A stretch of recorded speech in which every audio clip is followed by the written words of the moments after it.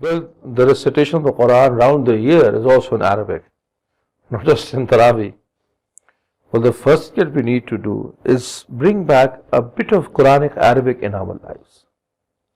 It is the real language of our deen. We learn so much from this language in the Quran and in the Seerah. And now, alhamdulillah, there's so many classes and courses and online stuff that you can do to understand Quranic Arabic.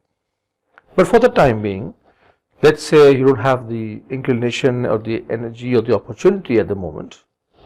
What I would suggest, in fact, if I could make it compulsory, I would make it compulsory if I had the power to do so. That people who cannot understand the Arabic of the Quran must read its translation before or after the Traweeh prayer. In fact, every time they recite the Quran, they must also read its translation.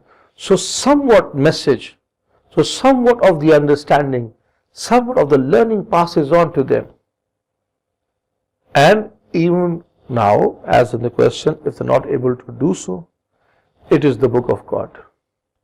Even listening to it without understanding, which incurs a great loss at the same time, but it's never profitless. There is always ajr for listening to the Quran, for even looking at the Quran. So do not lose that ajr, improve on the ajr.